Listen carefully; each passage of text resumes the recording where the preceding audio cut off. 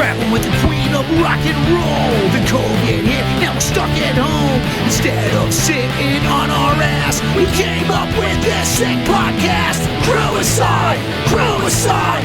Out of my way, you're in my line. Crewicide, Crewicide. The main four picks and sticks all night. Crewicide, Crewicide. Ha ha ha ha ha ha. Crewicide, Crewicide. No autographs tonight. Can I get a set list, man? Hey, set list, please. What's up, ladies and gentlemen? This is the Crewicide podcast, and we have a very special guest. Of course, Annie Stoic is your host, as always, with the most. I'm Beef Henderson, and today we have with us Gabi Scheff from the organization Stay Vocal. And not only that, she's a touring freak. So let's just get right into it. Welcome, Gabi. How are you? I am great. Thank you so much for asking me to be on with you guys. I'm so stoked. I'm very excited too. And I know you did some digging on when we actually met, but from what I remember, Gabi is a lighting extraordinaire and probably one of the first other females I've seen behind a light board, especially when I first started. And you're working with Heart, so that's when I first met you. But why don't you take it from there? Yeah. So what was it? Did I freeze? I think you froze for a second. I have terrible internet. I'm so sorry. It's all right. So I think it was the Ohio State Fair in 2014 that we first met. It was Hart and Joan Jett playing together. And I just remember finishing focus and being like, oh crap, I've got a climber in the rig and I have no idea, I need to make sure they get to do their focus. And I ran into the production office and you were sorting out merch or hospitality or something, some of the many hats that you always wear. And I was just like, who is this badass lady? I feel bad interrupting, but oh my God, there's a climber. We gotta go focus. Huh? But yeah, and then a couple of years later, we got to do a big, a whole year together, which was phenomenal. Mm-hmm. Can I ask you a question? Was I at this gig? Because I remember 2014 was right around my return to the abyss, as I say. But was that I swear to God, I don't think I did that gig with you guys, but I didn't meet you. You didn't meet me, right? On that gig at all? No, right? I would have rememred you. I don't know. It was all a blur. I could have been gone, or I could have been in rehab for my knee because I'm an idiot, but that was around that time. But that's awesome. So you guys met that 2014, and then when was the full on Heart Joan tour? Cheap Trick, right? The Rock Hall Joan Jett Cheap Trick Heart 2015, right? Yes, 2016. Yeah. 2016. Mm-hmm. Yes. And that was probably one of the funnest tours I've probably ever been on, because between those three bands, they're all so all the crews just everyone was just we're family today. It was just you just get the vibe immediately, and that was such a fun, everyone helped each other out and was just so great with each other. I love that one. Yeah. Can I ask when you joined the Heart crew? Yeah, absolutely. So the first run that I did with them was a regional run as a technician in 2012. And by the end of that run, their lighting designer at the time, Dale Doucette, who's my road dad, my mentor, he needed coverage in January for a week of shows. And he was like, hey, do you want to do it? And I was like, are you crazy? So, at that point, it was the first time that I'd been on a tour that felt like it could be a family. And I was so glad and so excited that they kept asking me back in various and assorted roles. So that's where it all started. Yeah, I do want to talk about your relationship with Dale and how, especially on the Cheap Trick Heart tour, so how much of an amazing mentor he was to you and spent so much time, went through the ropes with you, which is so cool. And on that tour, we had Dan Cassar doing lights for us, and he kind of did the same with me and just, it's come up to the board, I'll teach you blah, blah, blah every day. And, so how was that experience? I mean, it was amazing. It's probably the most structure that a new touring lighting person would ever get out of a lighting designer.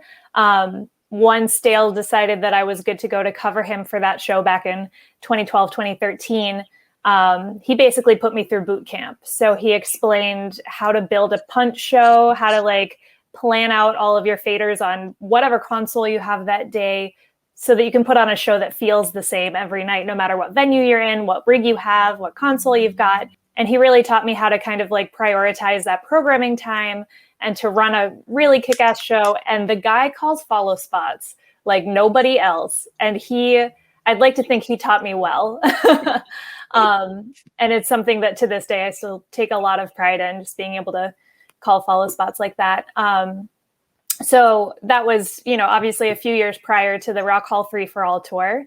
And at that point, I went with Dale to program that show in Montreal at Solotech's warehouse. And it was like an intensive, because you're sitting there and someone has an artistic vision. They're trying to verbalize it to you and you're trying to get a computer to spit it out the other end.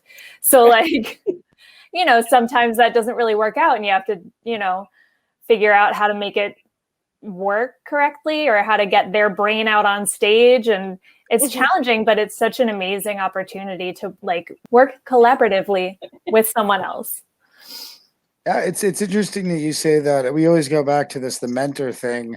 I believe that everybody, on the road or at least anybody that's not success, but like really, if you have, basically what I'm saying is if you have somebody there like a mentor to really move you along, I mean, sure, Gabi, I'm sure you're capable of learning and doing it yourself, and you would have absolutely if you had to. You fake it till you make it, right? Learned that from Joe Muller, School of Roadies. But like you would have done it, but it's so important to like have somebody that actually, gives a shit and isn't that jaded fucking, lighting guy or that jaded guitar tech, like, oh God, I gotta show someone new, It's so important, and it gives so much inspiration to the person that's coming in. And it's I always stress the importance of the mentor, and everyone should have one in their professional career. I mean, be so lucky as maybe what I'm saying. Yeah, because like my first gigs, there was no previous lighting person, there was no thing. I had no idea what they wanted, what they were looking for, and all they would tell me was like, that light's too bright and don't do this, more spotlight. It was just very vague. So, and every no gig fog was ever. We did eventually get to incorporate haze, which was, but it had to be like the right. I brought it. We were able to bring it in later on, which was great. But going in from gig to gig with a different rig, different board every day, you're just like, exactly like, all right, how do I build all this random stuff to get it going for the show, So Dan Cassar was probably the first time I had someone like running me through stuff, and I was already with the band like 4 or 5 years. And yeah, like, I was gonna say that. Yeah. but it's amazing that I remember doing gigs with with the crew and the band and having that exact scenario that you were depicting. It was just as the house lighting guy, different board, different rig every night. Then you get in there and you've got an actual show that you've built, the both of yous do it every night. I could not imagine. I'm a fucking idiot.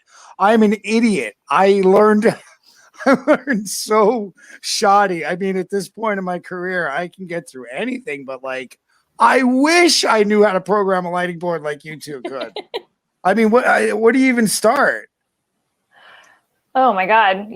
For me, my biggest learning experience was going on a club run with a UK based band that doesn't have as huge of a following over here. So we were doing the Waterboys. Oh, okay, sure. Back in the day, I actually did 2 separate stints with them. But the first one that I did was a club sized venue run in the US where we did have a different console every day and a different house person every day. Here's a segment when Beef's choking on weed. It's an important part of road life. You know. You're right I'm over really there. sorry about that. That's a rarity. That's a rarity. I'm I'll very hold it embarrassed. against you. I'm sorry. I'm sorry if my smoking offends anybody. Fuck you. Not you. No, No, you. no. Not You. you. The Just broad kidding. you. The Y'all. The broad audience. The broadians. The broad yeah. audience. The broad Love it. audience. Fuck. No, I'm sorry. Continue.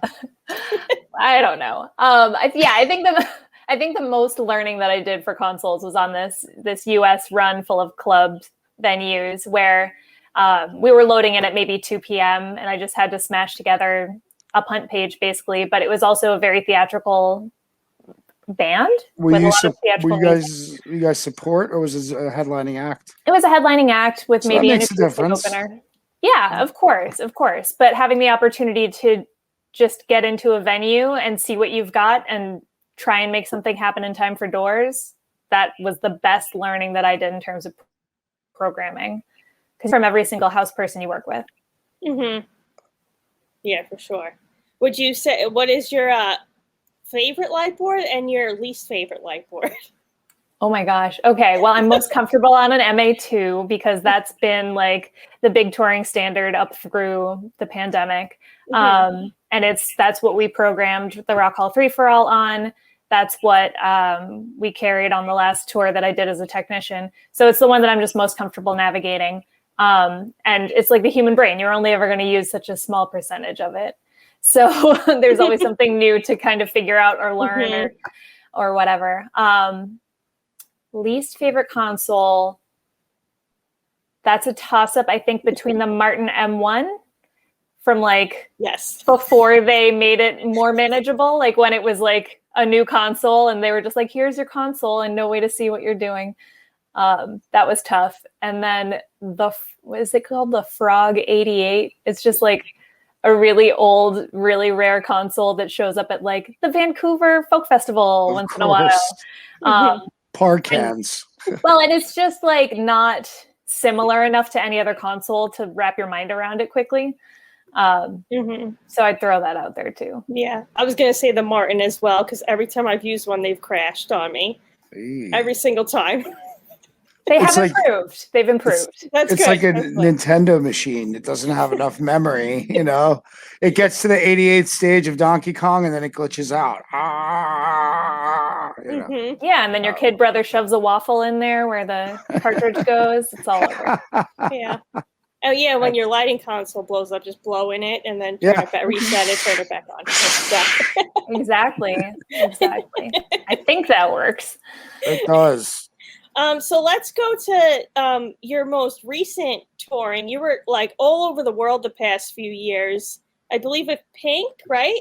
Yeah, so 2018 and 2019 with Pink. Yeah, and then so why don't you production. go through that and then also where you were when like everything like stopped and went crazy.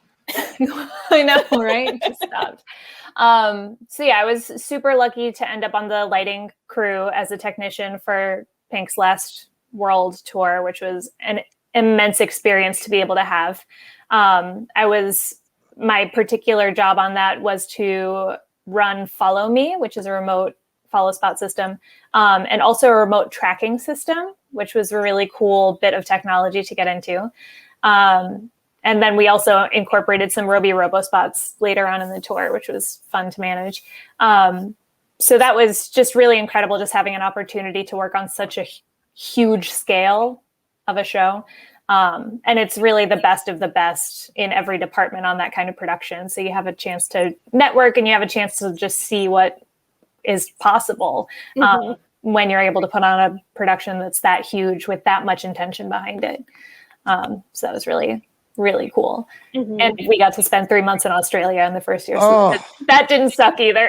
Awesome.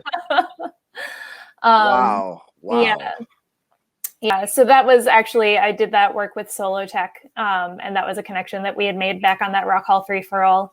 gig. They had been our vendor as well. So just another reminder to just, always be kind to people because you never know when they're going to be showing you up for your next gig. The old saying, the old Blackheart saying when I was in the crew was be kind to the people on the way up because they're the same people on the way down. And sometimes you're at the bottom when they're on their way up later. So like, you never know who you're going to run into later. It's true. Yeah, definitely. Sure. So last spring, I was supposed to be doing another gig for Solo Tech. We were getting BTS ready. I did a gig with them. Oh, yeah? Yeah, Times Square for, New Year's Eve, but not like anything you would do. It was insane, but I would like to see it in a capacity where you were programming a show, it's completely different. Yeah, I mean, we were just trying to build the rig and it was so massive that it barely fit into the pod at Rock Lidditz. So that was an adventure on its own. Oh boy. And we were just doing tech. We were just building everything and incorporating all the different like set pieces and lighting elements and rigging and all that stuff. And then we were going to send it out to rehearsals before we actually got to see it like fully fledged. So we were still in Lidditz when the state of Pennsylvania was like, we are shutting everything down. That includes you. That includes your hotel. Get out. Wow. Oh, the Rock. They have a hotel complex there. They built it. I remember when they were building it. I remember when that all went down. I mean, is Tour Supply still out there? Are they still present? Do you know who they are? I think they are. They got a few shops. Yeah. I mean, they've got obviously, but I mean, I can only imagine what the lighting shops are like out in Lidditz. I mean, or Lidditz itself. I've never been there, but wow, I'd like to go. It's only like fucking 2 hours away. We should go. They should have tours. They should have tours of Lidditz. Well, there's a really great main street with a cheese shop and like a little cafe and a hotel. And then there's the bar that all the roadies go to. And then there's the bar that all the locals go to. And then you like walk a mile and there's Rock Lidditz. And then there's a lot of farms. Nice. It's a very peaceful place. What did you do? Did you like rent a car and drive home? Like how'd that happen?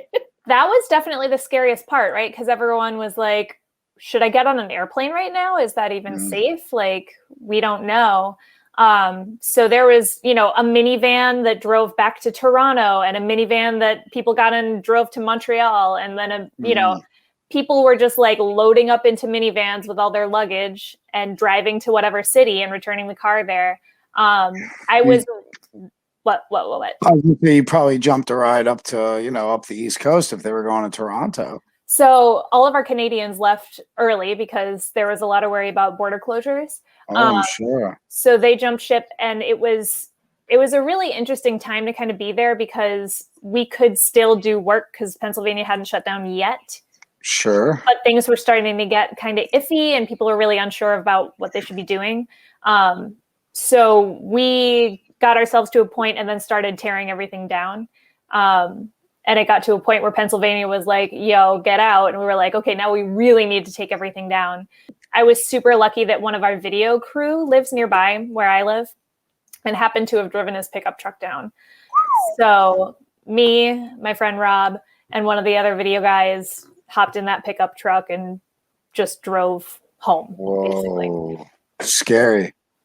Yeah, it was pretty wild. And then the hotel was running out of toilet paper and like the little grocery store around the corner was totally wiped out of paper goods. And, we were kind of in a bubble where we were still able to work because we'd all kind of been in the same space already for a while. But just kind of like that first step back out into the real world was so strange.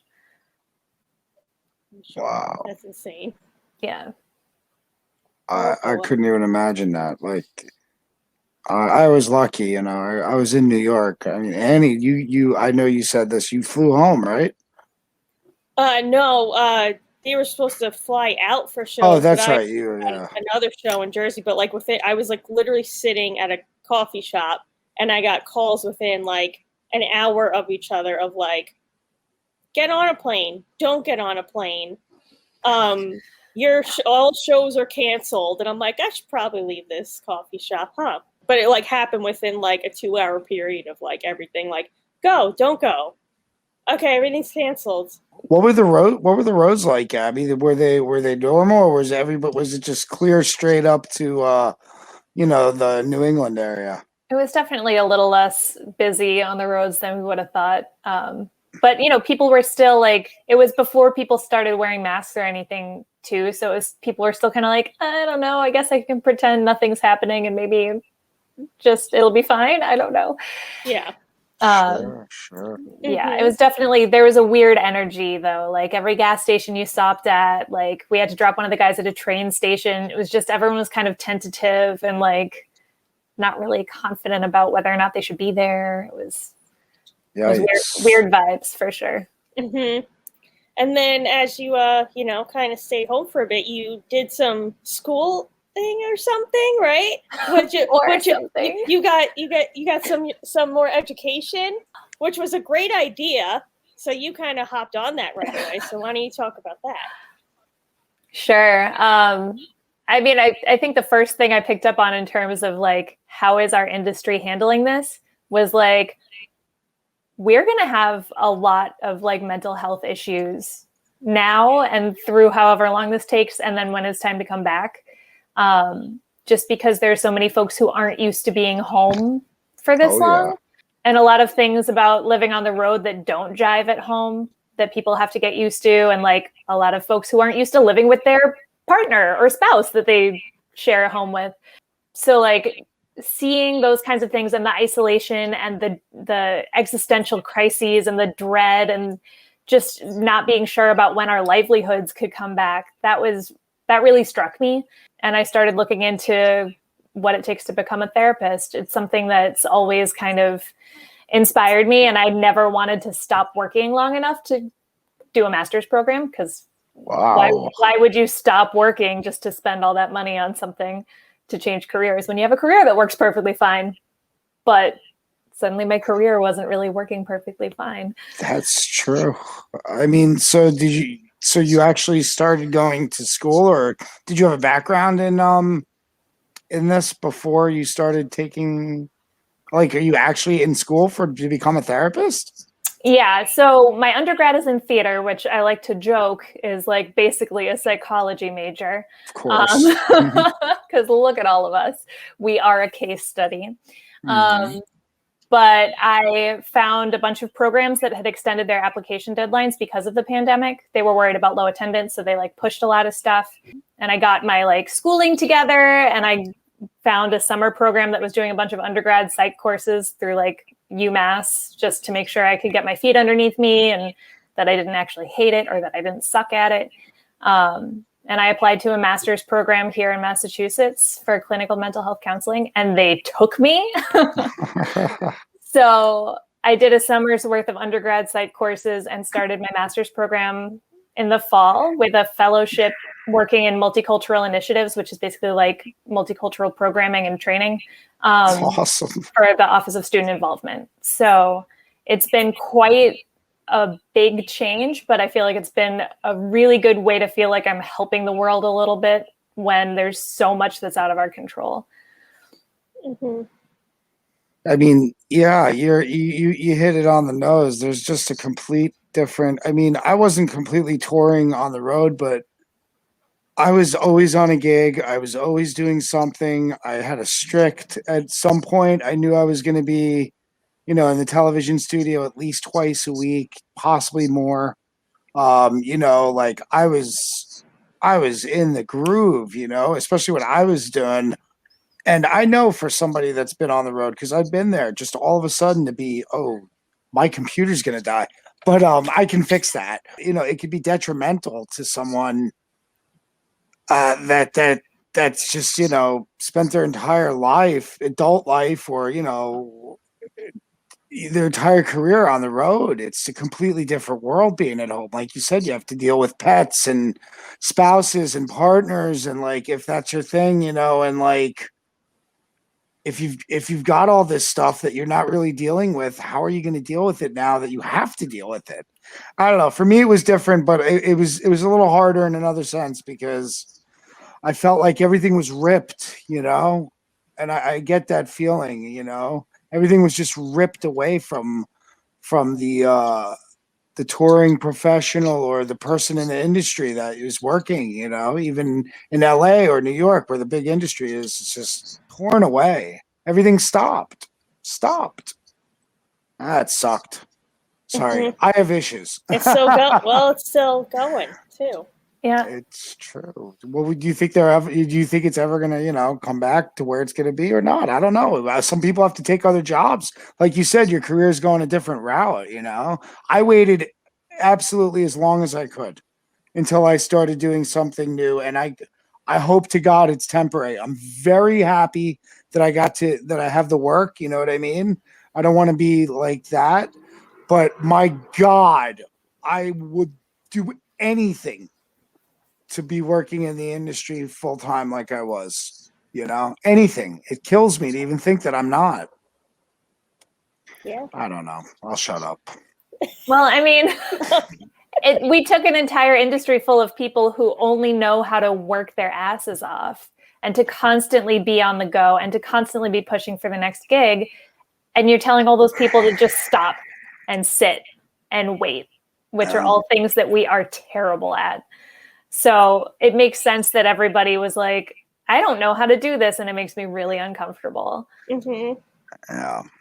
And actually, that kind of brings up another thing I wanted to talk about here. Is you have this nice little book that you did. Oh my God. Time to Shine. I'm just gonna which you illustrated. Find my cord. And I lost my space on the one that we were literally just talking. But why don't you talk about this? Oh, awesome sure. book while I find my. This is interesting. You have a book? What? Okay, so this was more of like an end of tour gift to my fellow crew members. We collected some nuggets of wisdom from some of our younger crew members along the way, some pure dirty roadie humor and quotes. And we kind of had those compiled into a group text for the first year of touring. And then during the second year of touring on Pink, I realized that I was like really jonesing to be artistic because I was there in a technical capacity. I wasn't having the opportunity to have an artistic outlet. And I was like, you know what? I want to be like one of those cool ladies who does like brush lettering on YouTube and it's really nice to look at. So I took a notepad out of a drawer and a roll of gaff tape and my one like gel pen that I had. And I just started like drawing these quotes. So I love this one here. I don't know if that shows up mirrored or not, but this is perfect for what it says. Can I sit down or am I just going to be judged? Which is literally like, I don't sit down at a gig unless I'm like eating for a second. So I totally like this whole book is like filled with like awesome, like cool little pictures and kind of statements like that for roadies. And I love it. Yeah. Some of them are a little bit more controversial than others. Yes. Some of them, I'd like to see this book. I'd like to see them all. Yeah. It was a limited printing. Annie, I'm sure you'll send me some of the finer ones. Yeah, these are great. Which actually, and I think this one here, this picture here, is kind of what we got on your new Making Music Roadies shirt you're here. wearing it. Yeah. Awesome. Speaking of which, then we can start talking about also your Stay Vocal project that you're working with them. Yeah. Oh my God, what a great transition. That wasn't planned. That just happened. It just happens. This is how it's done. This is how it's done here. It's so smooth. We talk about it's so smooth. You don't even know. Annie is the smoothest broad. She is. You know it. It's true. Okay, so this Making Music Happen thing. So right before the pandemic kind of took over in the US, I met a person over Instagram who has like he has a really cool box truck that he turned into a tiny house. And I was like, Awesome. that's freaking cool. I followed him on Instagram. A friend had posted a photo of his box truck on Instagram from a farmer's market down in Providence. And I was like, yo, this is cool. I want to see what else he does. And he hit me up. He was like, did you come by the farmer's market today? Did I meet you? I was like, no, I'm just stalking you and your box truck on Instagram. And so we chatted. It does. It's the internet, right? Believe me, it does. So we chatted back and forth a bunch. And, he was like, hey, are you a roadie? Like, I noticed in your Instagram profile, you said something about that. Like, what do you do? And it turns out he used to sell merchandise for a bunch of bands back in the 90s. And he chose, after doing some soul searching, to leave the road to pursue this reuse lifestyle, to make sure that he was kind of putting the message out there that we only have this one earth, and like everything that we already need to survive is here, which is also something that I've, always thought about a lot, going into a catering room and you take another coffee cup and another plastic lid and use another like coffee stirrer, another spoon to stir your coffee, and then you throw it away. So that really spoke to me, and I was like, this person's cool. We can chat. That's awesome. So he has an apparel brand called Stay Vocal, and has done a lot of great work in terms of social justice messages and campaigning. And a lot of what he does with this apparel brand is making sure that all of the items that he uses are on their second life. So a lot of the shirts, for example, the one that Annie is wearing, might come from other projects where like they produced all this stuff and then stopped making that particular, design that they wanted to print on it. So now they have all these extra shirts, which would normally get destroyed or recycled or sent off or donated or whatever. So he gets this material and he prints on them and resells them. So you're not just getting a piece of artwork, you're also getting like something that's good for the planet.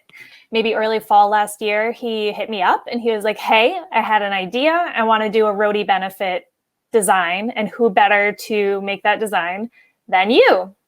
And I was like, I don't know if I've ever done something that's like PC enough to be on a t-shirt, but we can try. I like that. Yeah, so we kind of like collaborated on the phrasing and how we wanted to represent like who we are as the crew, as touring professionals behind the artist. And that's what we came up with was, a bunch of cool roadies who could be anybody kind of holding up the stage with the artist on it. And we decided we wanted to go with some kind of old school like print on it.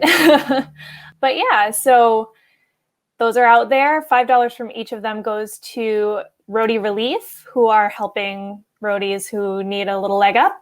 And $5 from each shirt goes to the Roadie Clinic, who are basically advocates for our entire industry. They're out there making sure that we have resources that we need, that there's mental health help available, and they're building a brick and mortar location where basically you can just show up on a day off and like hang and have like a safe place to just be and connect with people. So they're both really great organizations.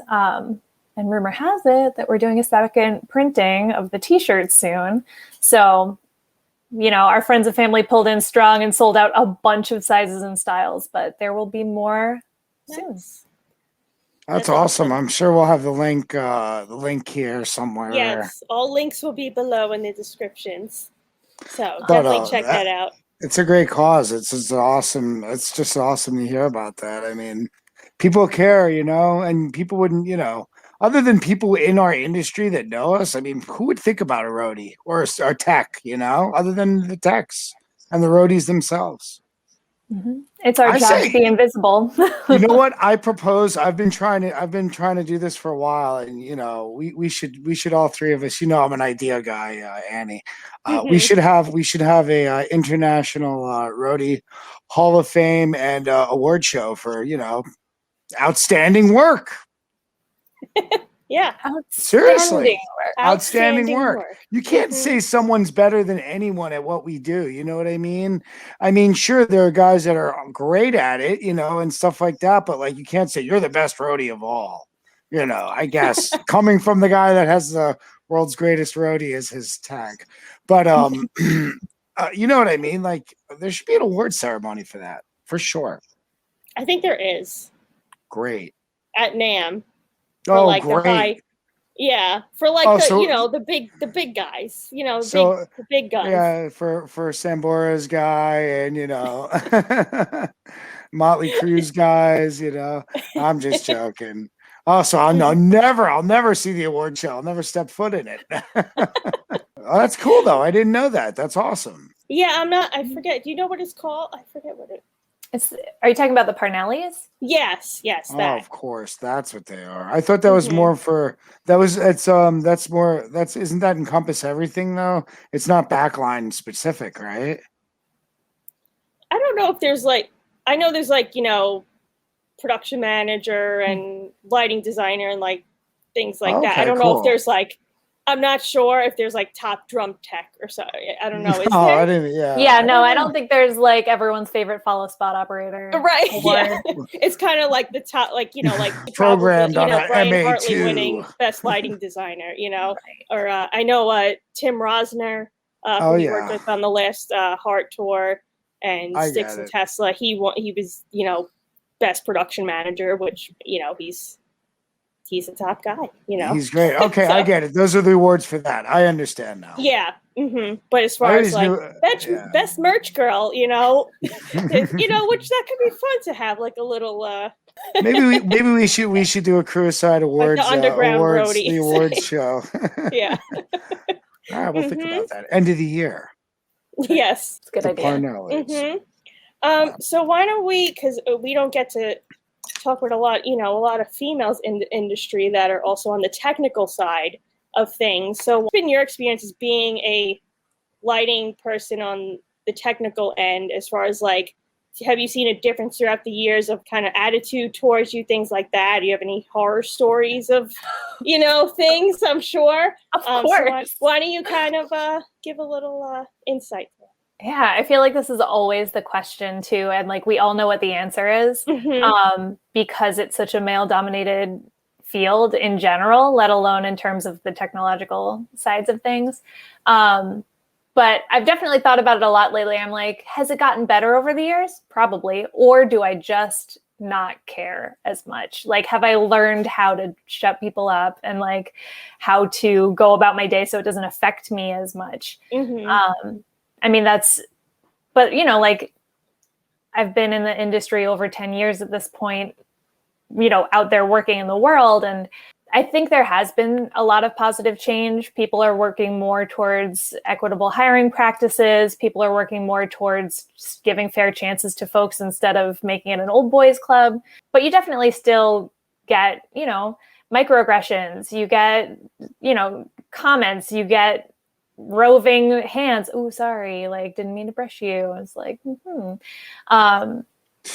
and these things happen all the time. And I think what's also changing is the fact that our fellow crew members are starting to feel more comfortable calling people out about it.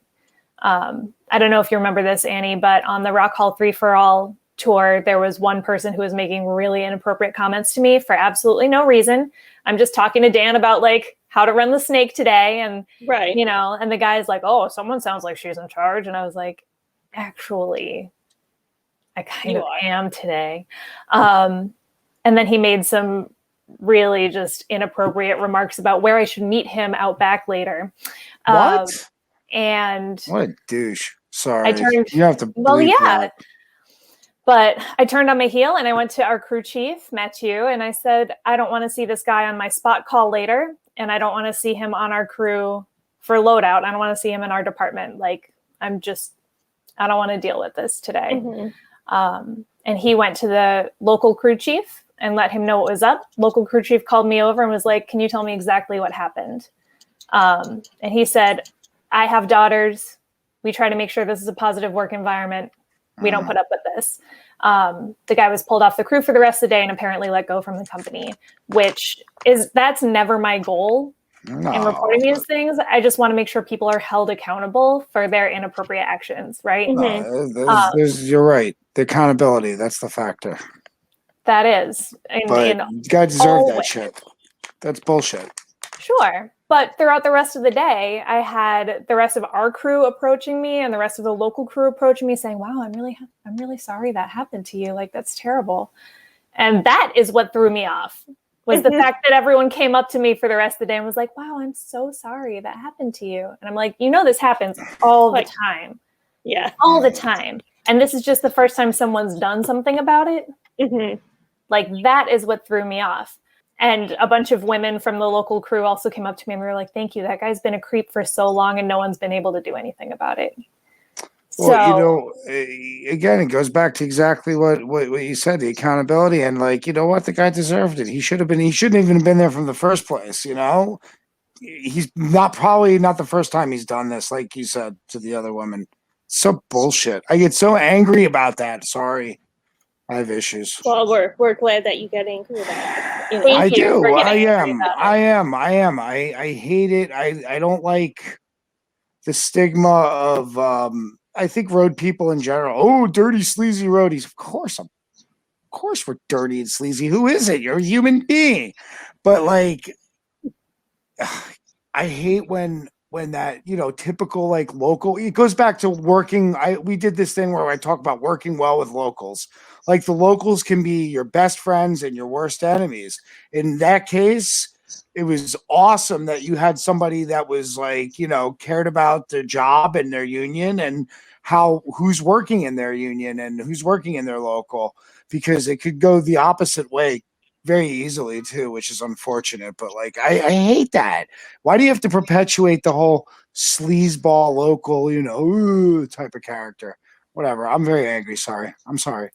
You don't have to be sorry. You should just keep being angry, because that's what we need more of. And what it comes down to too is like, not only are these inappropriate comments that people are making, or they make me feel uncomfortable being near them, they're a waste of my time. When women and non-binary friends and just non-cis het white male people have to go about their day by defending their presence on the gig, that is a waste of their time and energy, where they could be working to put on a better show or to be a better crewmate. So the more we can do to help call people out, hold people accountable, and make this a more positive, welcoming place for people who are not the old boys club, the better this industry is going to be. Mm-hmm. Agreed. Yeah, I know the last Heart tour I was on, though you weren't there because you were out with Pink. That like literally just happened, where like someone was like yelling at me over comms, asking me where the LD was. I'm like, dude, come on! Like, you're working for bands that are all female. Like every band on that bill was female fronted, and that's how you act. Like, man, come on, like that's how you act. Yeah, the amount of times that you walk in at the beginning of a load and someone goes, wardrobe? Oh god. It's like, that's fine. Like, I love every wardrobe person I've ever worked with. I've loved them dearly. I have no problem being like mistaken for them. But that's always the first assumption.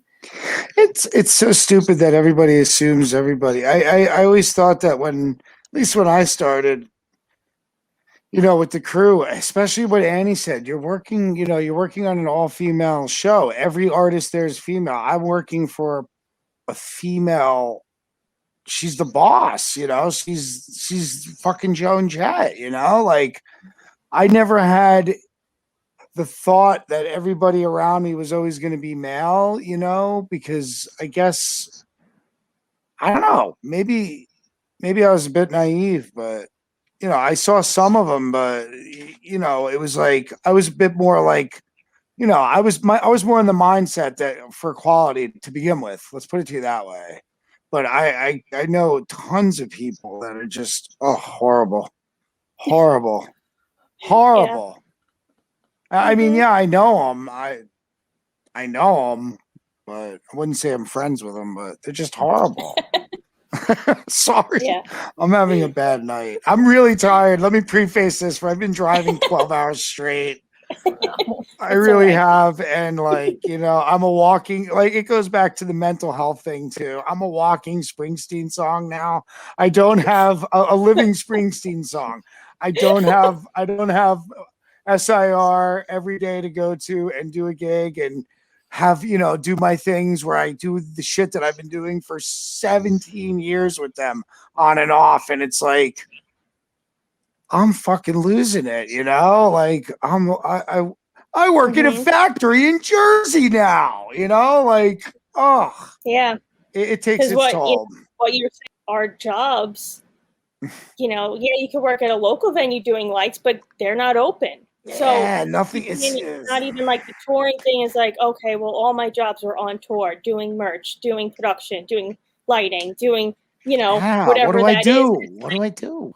You know, and they're like, oh, we'll just get a job at home. I'm like, yeah, but none of the music venues or whatever are open. And if they are, you know how many people right now are trying to get, like, now it's like so many people at home trying to get those jobs too. So it's just like an overload of, I'm sure people are also overwhelmed getting all those applicants and things like that. Do you know, too. yeah, So you know like, how many theaters are getting the call? You're gonna get a world class tech with me. I tour with such and such. Like everybody's getting that call now. You know, and I know some roadies have left. They're like, I'm just not going back. You know, some of our good friends that we've toured with, I've seen of like, I'm just done. I'm not even going to try going back, or at least like not even, you know, think about it for now and kind of do their own thing. So it's going to be interesting how this all kind of gets back into it. Yeah, I was in a conversation with a friend and we were talking about this, like skilled people are skilled people no matter what they do. So if they had to take another job to make ends meet and they find out that they like it, they're going to be good at it. So yes, to say that they're going to turn around and go back on the road because maybe they really like joining their family for dinner every night or what have you, you know? Mm-hmm. Yeah. It's like you said, people in this industry, particularly what we do, or, you know, what the things that encompass, we're very high octane, high pressure. I love the pressure. I hate it, but in the end of the night, I'm like, I work better with it. Annie, I always say that. I love the abuse. Love it. Yeah. I love it. And I work better with it. And I feel like, you know, like that's where I shine, when it's just like the show must go on. You know, it's all right. I'm not knocking anything that anybody has to do or anything I have to do to make ends meet. But I'm sure 100% of us would rather be doing what we were doing. Mm-hmm. That's all. Well, another question we like to get into is where do you think the industry is going? Like, when do you think you'd be back on the road? Like, do you have ideas and theories of your own? Oh my gosh. I have tried really hard to not postulate on this too much, just because it's so uncertain. And like the second you start building up hopes for like whatever specific date, you just risk being that disappointed when that date comes and goes, or when that gig comes and goes, or the season or whatever. So, you know, I'd like to think that we get to a point where everyone is, you know, as vaccinated as can be, where people feel safe in a concert venue. But, you know, it's going to be interesting to see, because so many venues, so many crews, so many touring artists even have just been through the ringer, either financially, spiritually, whatever, what have you. Again, like you said, been through the ringer. I don't think really anybody realizes, unless you're someone who is top of the chain, that you know, you can afford to sustain yourself and your organization and the people within your organization. You know, retainers is a word of the past. I'm sure it's a word of the past. It had been phasing out for many years. It's only the top of the top. But financially, not every artist or band is going to be able to come through this. I just wanted to touch on that. Sorry, go ahead. I mean, that's just it, is like, we don't really have a good picture of the shape that everybody is in at this point.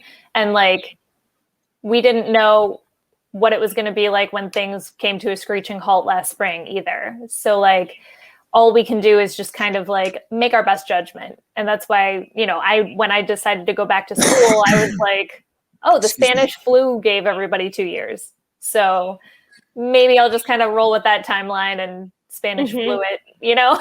Yeah. And I would love for touring to start up again before I'm done with this degree program, because that would be amazing. But like, I'm bolstering myself in terms of hopes and dreams here, just so that I'm not putting myself into a space where I'm just waiting. Right. No, that's awesome. It's great that you've you recognize that. Even a lot of people should be thinking about what I mean.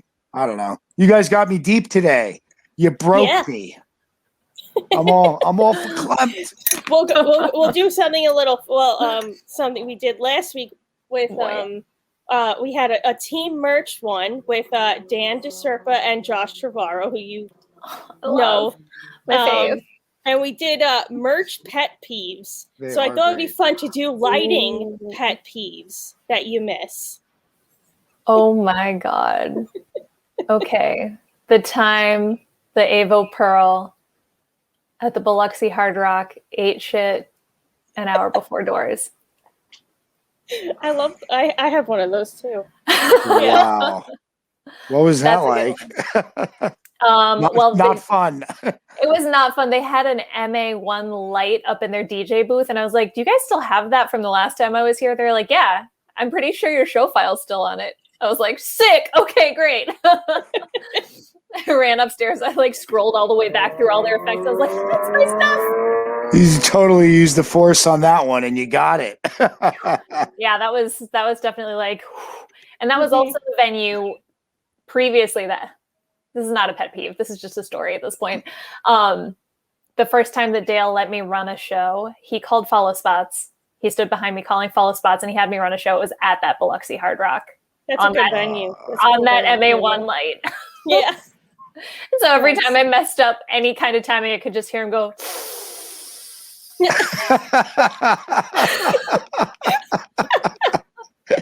I love the way you described that. I miss Dale too. He was such a fun hang on the road too. He's the best. Okay. Other lighting pet peeves.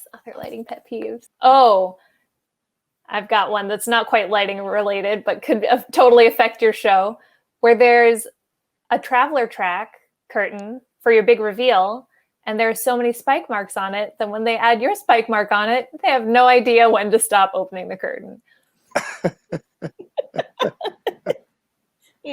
Love that one. Love that one. Sorry, it's so funny. See, there's always advancing your shows as thoroughly as possible and showing up at the venue, and no one there has any idea what you're talking about. That's the number one. That's the number one classic all time, I think. That's my fave. And of course, the people where the communication breakdown happened are nowhere to be seen. Like, they don't exist in the venue. We love talking about that. It's just the poor road crew and the poor house crew trying to make it happen with a couple of matchsticks and some bubble gum. Yep, that's always a good one. Another great one that happened to me early on in my career was the truss bolts went on the wrong truck. Oh. The truck that went back to the shop instead of the next venue. Oh, Jesus. Oh, great. That's a good one. What are we going to do? Hang this with zip ties? I don't know. Yeah. Yeah. Where can we get truss bolts right before the show, Yep, 7 a.m. on a Sunday right before Christmas. Let's go. Yep. What about like spotlight operator mishaps? Oh my gosh. Well, okay, so here's the deal.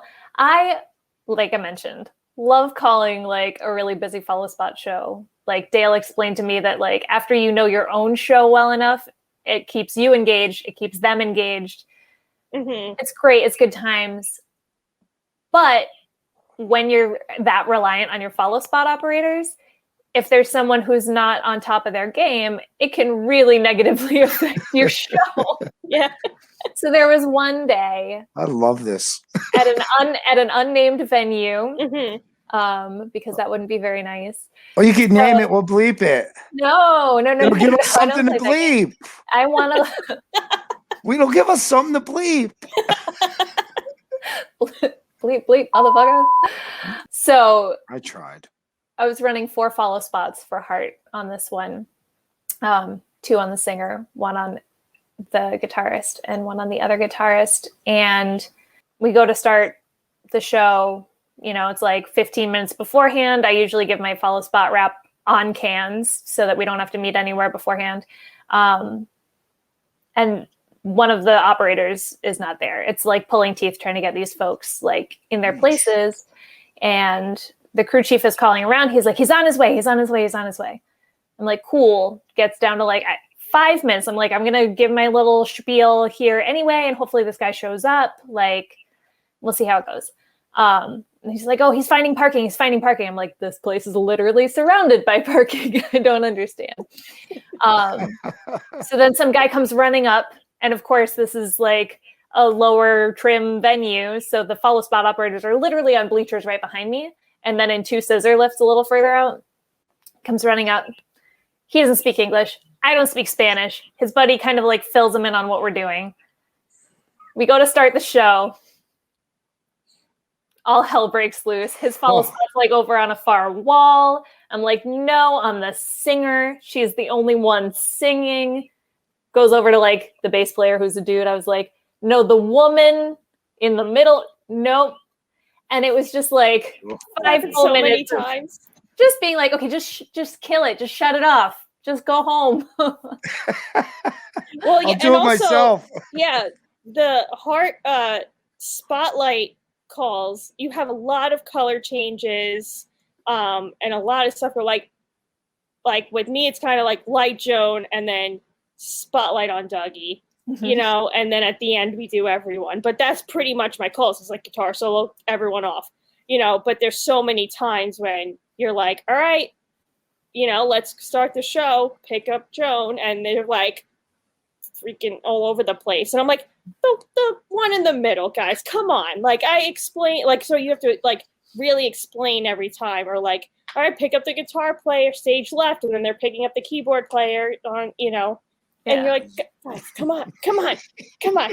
You can do this. You have one job, right?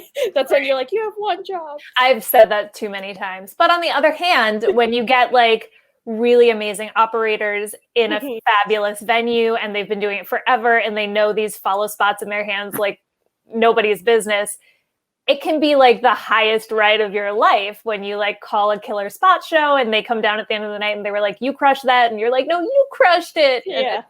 And it's really awesome. So yeah, there's definitely, I'm not saying every spot, yeah, no, but it does happen.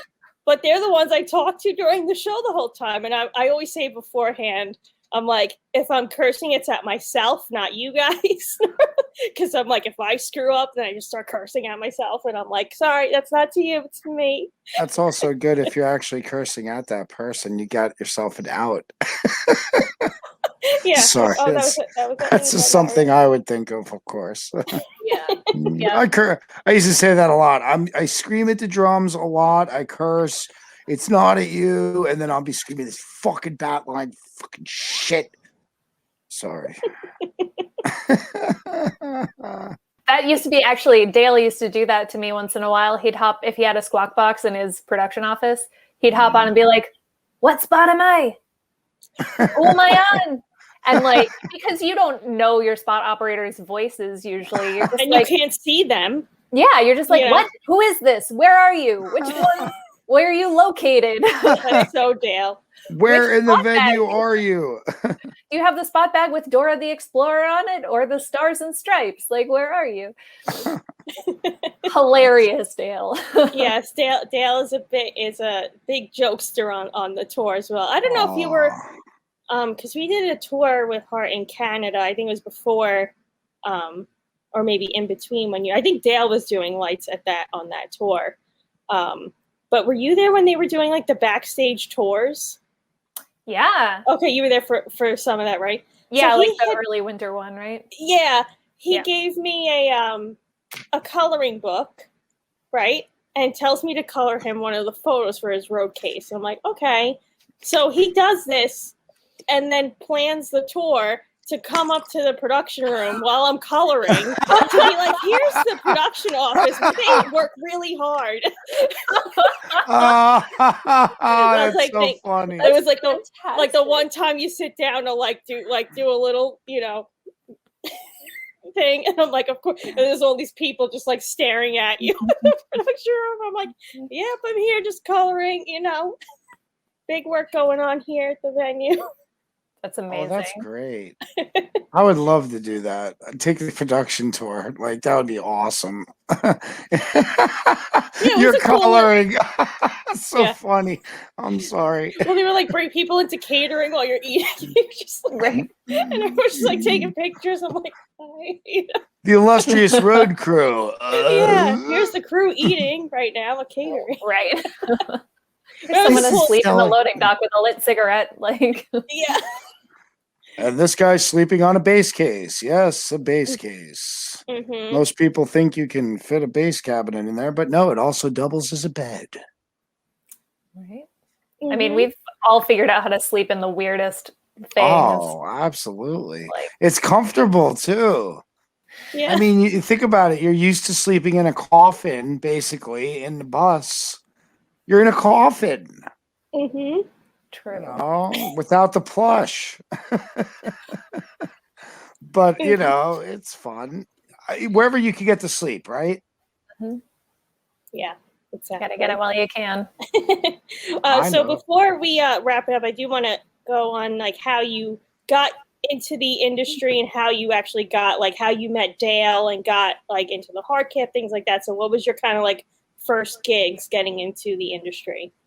Yeah. Okay. How far back do we want to go here? I don't, like did you go to school for lighting, or was it something you just like did? Because like I didn't take class. It was just like my college job. And it ended up just going from there. Gotcha. Okay. So when I was in elementary school, my friends, I know, right? Way back.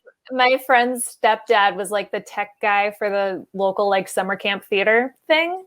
And he was the first person to ever let me use a DMX dip switch. Like he's the person who taught me how that math works. And that was probably really the start of it. So I was on like my high school tech crew, just kind of poking around, pretending we knew what we were doing. And then in my undergrad, I ended up working backstage. I just went to Rhode Island College. I thought I was going to be an English major. And then I went to freshman orientation and was like, no, those classes look better. I'll do those instead. So we actually had a really great performing arts series at that time, which was amazing. We had these world-class dance companies and performing arts companies coming in, and we were able to work as stagehands in that venue. So we got the chance to actually work with professional touring crew who were coming through. And they were all like totally, they had to work with us because we were there for the day, but like they were all really great about, giving us extra tips and like telling us why they did things a certain way. And we got to learn a lot about the craft just by doing that.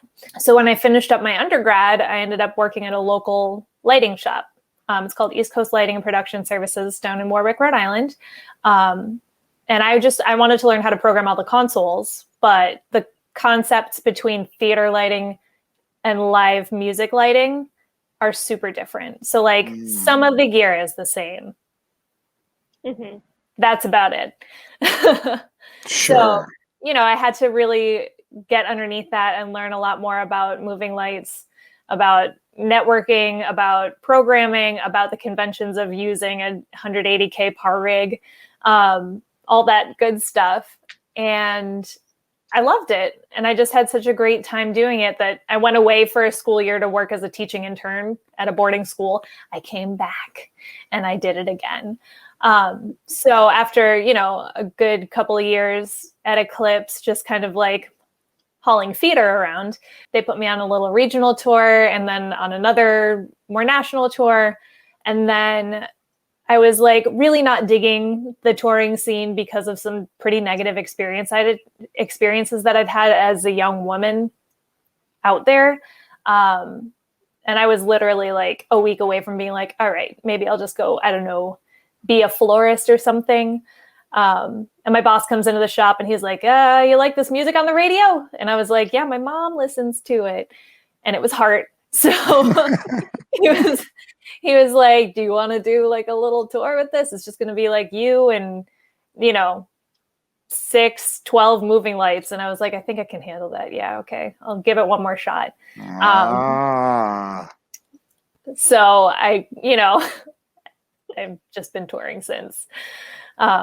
So getting the chance, like I had said, to work with Dale, where he actually broke it down and explained things to me in terms of the way that you would program something, the way that you would design something, really meant a lot to me.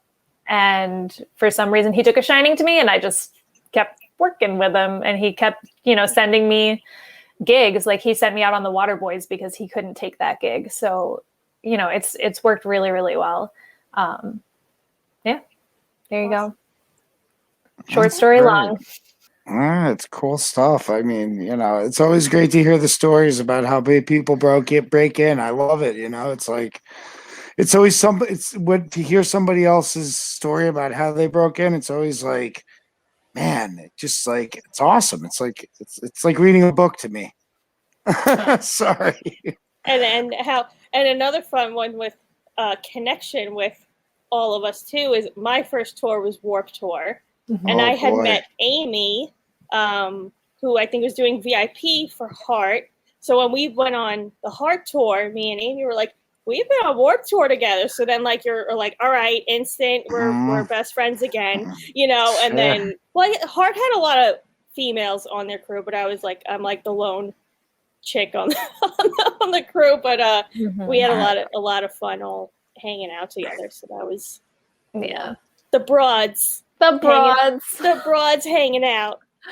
That was good. Mm-hmm. And that's definitely a dynamic that I've missed on any other tour that I've done where that presence just hasn't been there. It's, it's the sisterhood. Yeah, that's awesome. Yeah. Very important to have the camaraderie between everybody in general, but especially your sisterhood, like you said. Yeah, I think there's a pic. When this episode airs, I'll post a picture of me, you, Amy. I think there was one other girl, but it just ended up from all the people on the tour, and then it shrinks down to 6 girls. Yeah, but we held it down. Yeah, it was great. But that was everyone. When you're, the Heart crew's always been amazing, and I feel over between Heart, Cheatrick, and Joan, it's any of those members could have been working for any of those bands, and anyone would have gelled with each other. Everyone just had that same working together attitude. And I actually remember doing my first gig with Heart, and my phone just started really. I guess I said something and it activated my phone. So weird. I was like, "What the fuck?" I remember doing my first gig with Heart, Chastain Park Amphitheater, I think, in Georgia. Yeah. You got that gig, right? It's almost like I equate it to the Atlanta Forest Hills gig, because Forest Hills here in New York is in the middle of this crazy neighborhood, and it's a tennis stadium, and you've got sound restrictions, and Chastain Park is the same thing. You've got sound restrictions in a really high-end neighborhood. But like you said, the crew, interchangeable. I met everybody there, and it was awesome. Everybody was so cool from the beginning, and it's cool. You go into a family almost, almost like you belong there. Yep, that's really what it is. Yeah. It's a little road family. Yeah. Before we sign off on here, do you have a top gig or thing that you're wow, this was really cool that I got to do this? Oh man. So Heart did a live DVD shoot in Royal Albert Hall a few years ago. It was actually the same year as the Rock Hall gig. And it was my first live DVD shoot. It was my first time at Royal Albert Hall. And it was our gig's first time playing any of that stuff with a live orchestra. And we just threw it all on stage and made it happen. And that was the adrenaline on that was absolutely insane. But another really cool one too was with the Waterboys getting the opportunity to play at the Sydney Opera House. That's awesome. Ah, that was pretty baller. That's that famous building. That's pretty cool. Insane. I always wonder what it was. What's it like, that building? What's it like in there? It's cavernous and it feels holy, like you are in a church of some kind. And it's just, I don't know, it's amazing. I had the opportunity to go back while Pink was over in Australia, and I actually got to see a production of Aida there. And it was like, there's something about live performance spaces like that. Like they kind of like hold on to the magic of every performance, and you can feel it when you go back in there. So it was really cool to be able to gig in there. That's awesome. I got to walk up the stairs and I did like a Rocky thing, even though it wasn't. Still got to do it. Yeah, you still got to do it, you know. Mm-hmm. Can I bring it back to one little thing here before we end? You did say creativity. I would like to mention that normally on my wall I would have some drum head or something, but I have this. Wait. Otherwise.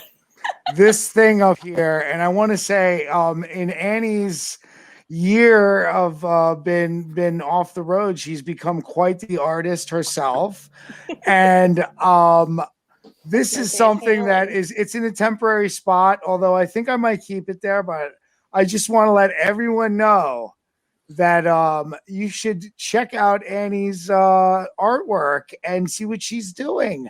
And this wasn't planned or anything. I just wanted to bring this to attention because it's a good shameless plug for you and me. My and Etsy everyone. shop and all of my acrylic pour paintings. Yes, I didn't do the Wonder Woman, but you know. she's so artistic and creative. And I saw this while she was doing it on the Instagram, and I said I want it. Awesome. Because I love that. I've sold a few of those Van Halen abstract art paintings, so. Yeah, but mine's is special. Yes, well, they're all different. That's you right. You know, remake those.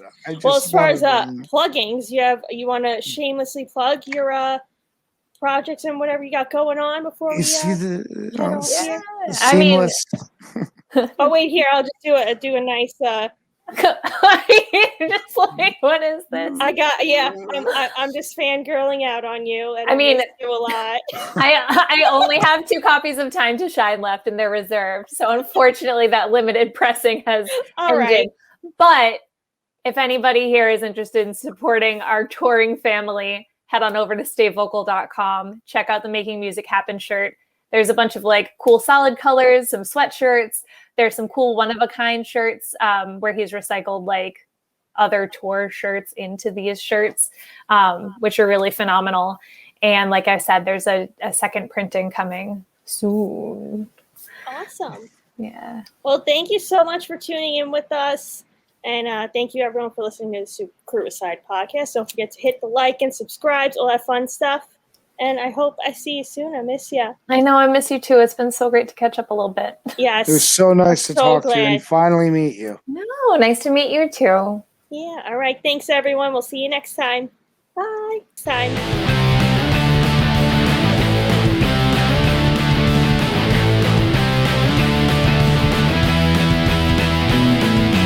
Crewicide! Crewicide! Crewicide! Crewicide! Crewicide! Crewicide!